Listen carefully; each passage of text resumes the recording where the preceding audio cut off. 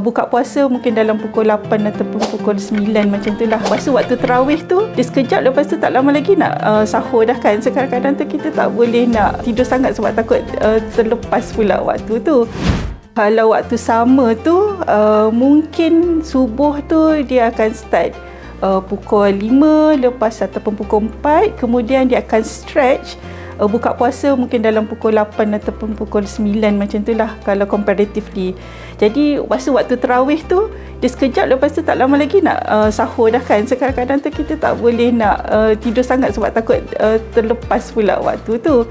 Jadi dia bergantunglah, especially kalau misalnya student, kadang-kadang kita travel jauh sikit nak pergi ke masjid yang selesa kan. Jadi travelling time tu ambil kira juga, jadi sampai rumah tu agak lewat kan. Jadi tapi dia ada satu pengalaman yang berharga lah, alhamdulillah.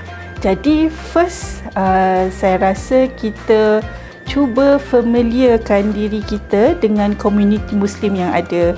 Jadi kalau misalnya first kita carilah Islamic Center dekat tempat kita berada tu jauh mana, kalau kita tak ada kereta, public transport mana nak pergi dan waktu timing dia, supaya kita sempatlah nak buka puasa dekat situ dengan kita nak plan solat tarawih kita nak balik nanti macam mana. Kemudian carilah kawan-kawan yang nakkan pengalaman tu bersama dengan kita bila kita cari Islamic Center tu lah untuk kita merasa solat tarawih. Sebab tak semua bandar ada Islamic Center, jadi mungkin dia orang kena travel jauh sikit, mungkin perjalanan dalam 1 jam lebih kan untuk sampai Islamic Center tu. So biasa weekend lah biasa kita buat pergi ke Islamic Centers tu.